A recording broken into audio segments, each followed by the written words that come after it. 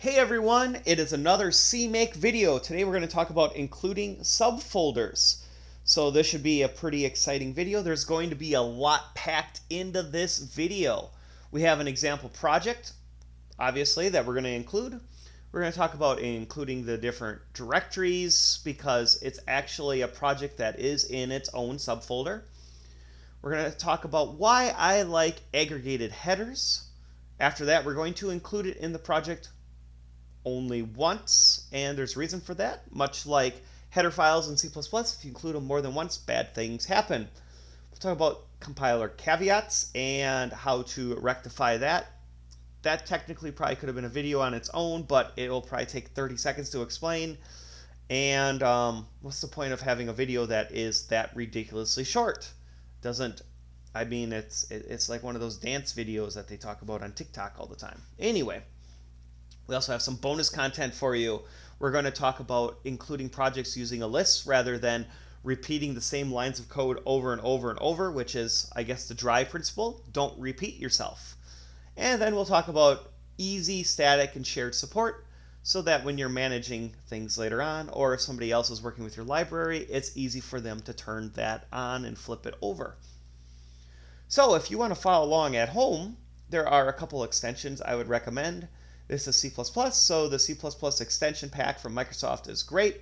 That includes these other extensions. The CMake language support will automatically highlight your CMake code so that stuff is in blue, stuff is in white, instead of everything being in white. And it will also give you auto-completion support. CMake Tools gives you this fancy toolbar at the bottom. If you don't have this toolbar yet, once you run CMake configure, it will appear. And then one thing I like is just the Visual Studio key mapping, because Control-D duplicates lines, and you can comment lines, and so on and so forth. If you're used to using other editors, though, there is key mapping available for those probably too. So let's look at our example project. It's called console, and what it does is it works with your console. So pretty straightforward naming convention here. There are two folders in here. There's the include folder, which has all of the header files, and the source folder, which has all the implementation. We are using the Pimple way of doing things, which is declaring pointers up front and then implementing them later. So if we look at our input file here, we have our standard header guard so that we can include this header multiple times without things blowing up. We're including the standard string library. And then after that, you can see that I wrapped it in a namespace called console. I like to put my libraries in namespaces, and I like to call the namespace whatever the project is. I generally use lowercase for namespaces, and then I use camel case for my functions. I think the standard way of doing it is probably like this, but I prefer camel case, and that's just me. If you're doing this for a company, please follow your company's procedures. Okay, so you can see that my input header here has the ability, or is declaring that the ability will exist, that you can say I want to get a string from the console, and it will return a string for you. And a prompt is where you propose a question and then you get the user's input. There's obviously no implementation here because we're using Pimple, and what that does is it leads to faster compile times. Output, we just have the ability to write a string. And then in our source folder, our actual implementation, you can see that I am including my input header and my output in this example because I actually call that when I do the prompt. And then I include my IO stream here because that's a very large header and again saves on compile times. And here we have our namespace and we have our implementation. I think all this is pretty straightforward, pretty standard run-of-the-mill C++ stuff. So let's actually get into stuff that is not as standard. Or I should say the purpose of the video, which is CMake stuff. Here we have our minimum version. We have our project name called console. I like to match the name with the folder name. And then we have our include directories here. And what this allows us to do is we're saying that we're going to have our header files in a folder called include, so that I can write stuff like this rather than having to do this. I don't have to go up to the higher level and then down into the include level. I can just say to reference my header file. Basically, when you're compiling with GCC, this replaces the capital I flag that you would have to write in there, because CMake does all that fun stuff for you. Back to the here. After that, we're adding our library. We're matching the project name, so console, and then we're including the source files.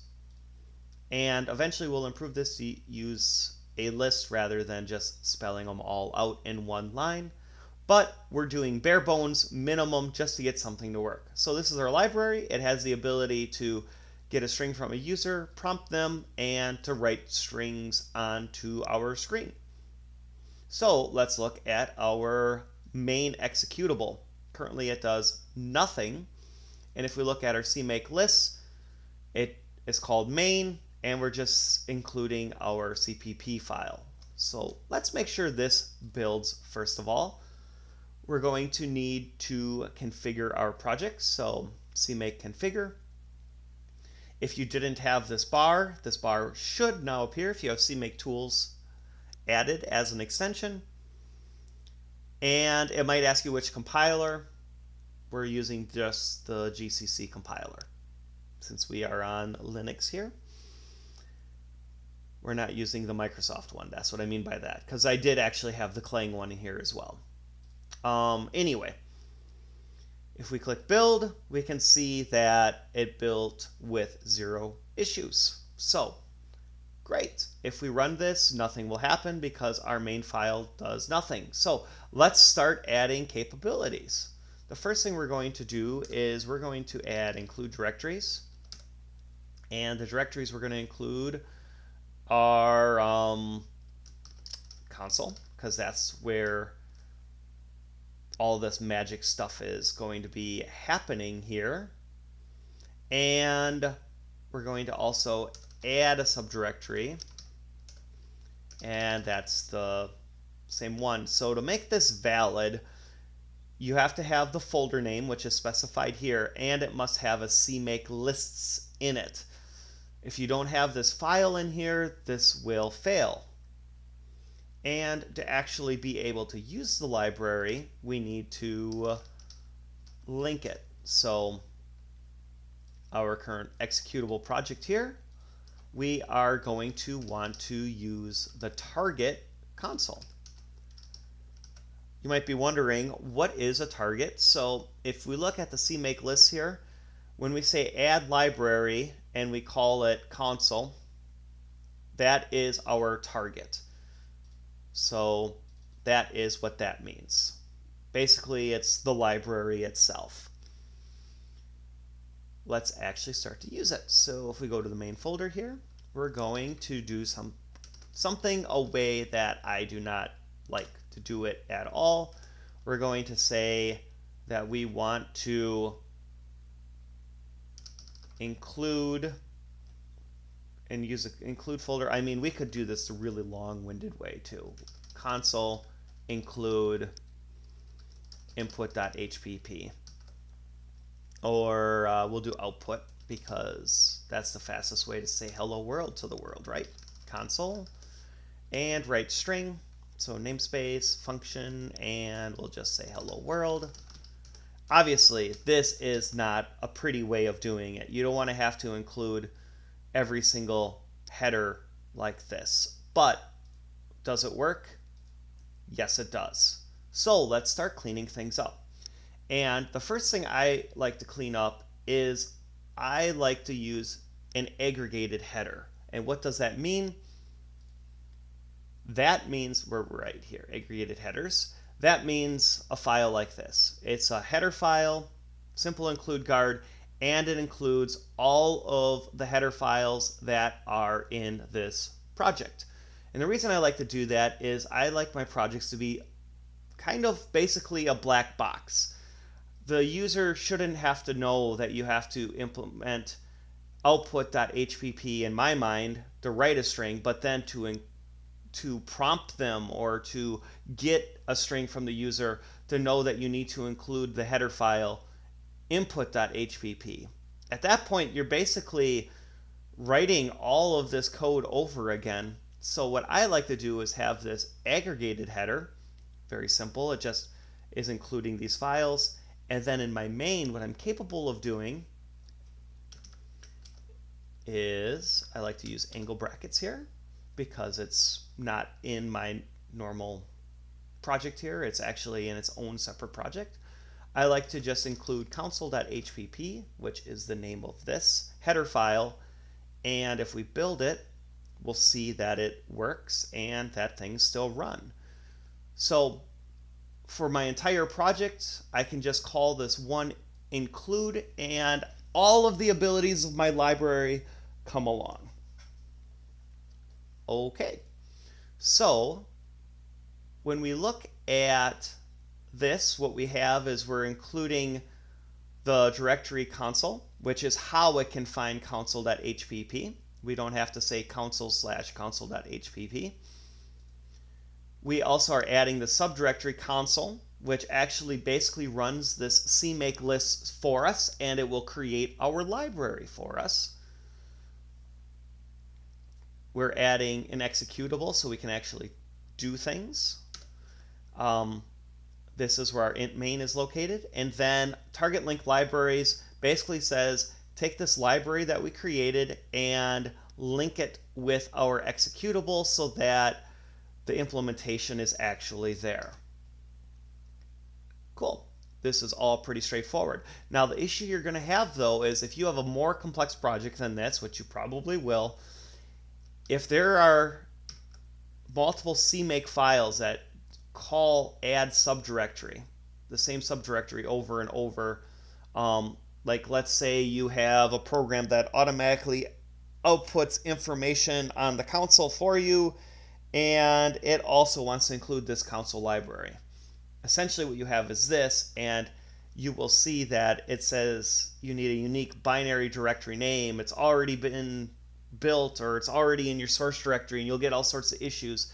If you go on Google, this is hard to figure out, at least when I looked it up, how to get around this, because they say, oh, you can specify here a build directory, and it's a nightmare.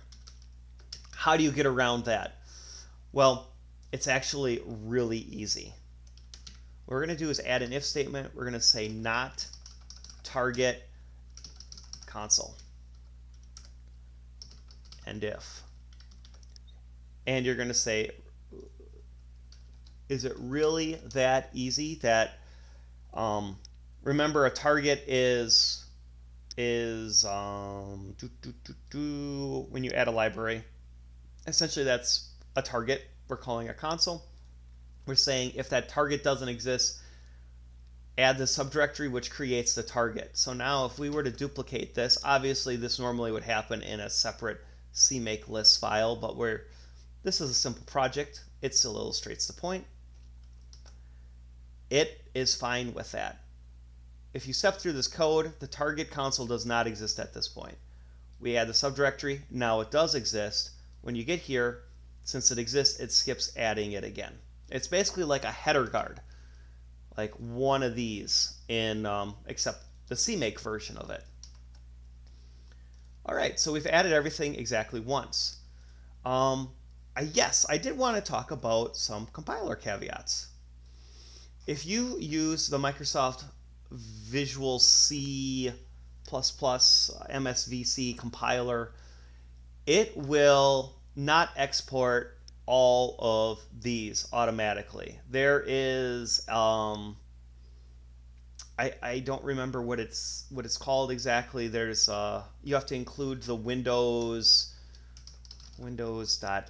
or Windows lean and mean or whatever it's called, and then you have to put some sort of, it's not system call. If you're a Windows programmer, you know what I'm talking about. You need to include it's like a DLL export maybe.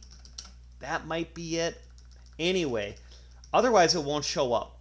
Your library basically will not be declaring it as public, and you can't call these things.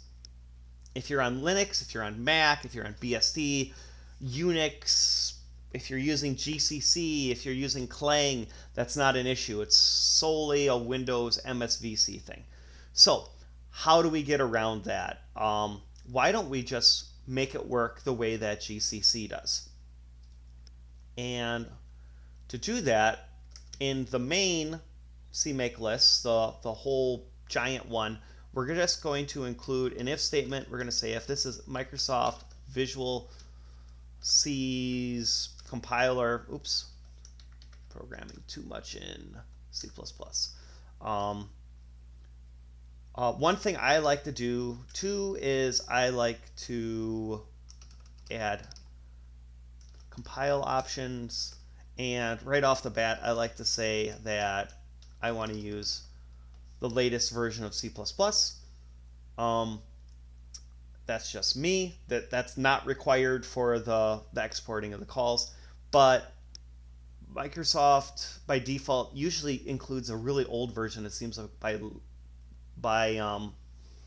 default. So anyway, after that we're going to include this thing, which will not highlight for whatever reason, but it is a magic, it doesn't turn blue, I mean by that, but it is a magic little thing that you set to true, and it will force all of your functions to export.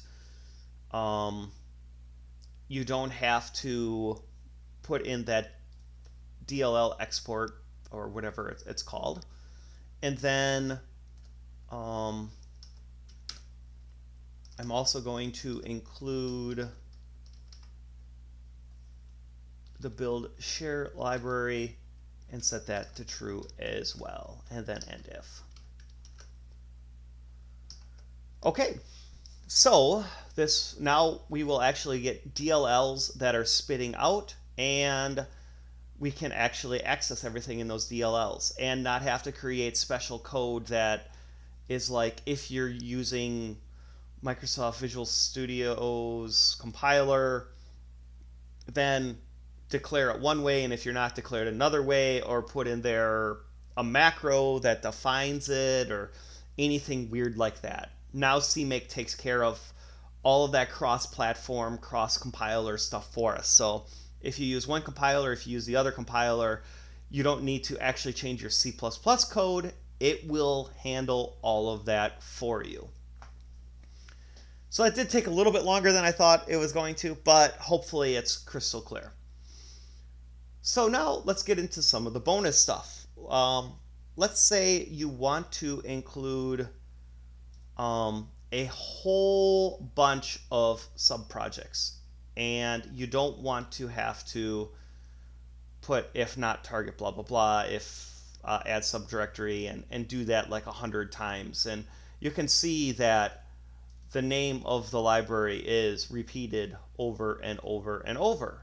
So why don't we do something similar to a list like we can do with our source files? So you'll remember that you can do something like this, where you can say source files, and you can quite simply do this.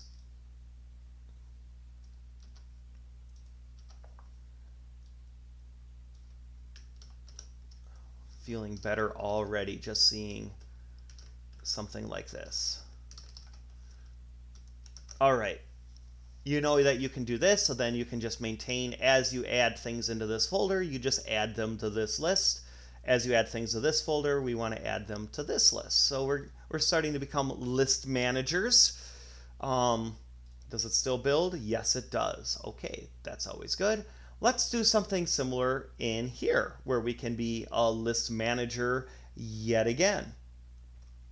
So this time, let's call it subprojects. And we only have one so far, and it's called console. But let's automate this code for us. We're not going to want to build this over and over. So let's factor that out, put it up here. And these are all of the things now that we want to repeat over and over through each one of these items in the list. And what better way to repeat things than with a loop? So we're going to do a for each loop. And in our for each loop, we're going to create a variable. Let's call it project in lists sub projects. And what this will do is it will go through each item of our list. I'm going to tab it over for my sanity. And now what we can do is for our include directories, we can just put in here quite simply project. For our target checking, we can also use project. For our adding it, we can use the project. That's the benefit of naming things the same thing. And for our target link libraries, we can use project. So now, if we were to create 30, 40, 50, whatever we want, libraries in here, we can just add them to this list and it will automatically include them if they have not already been included. So that is some wonderful bonus material for you in here to help make your life a little bit easier.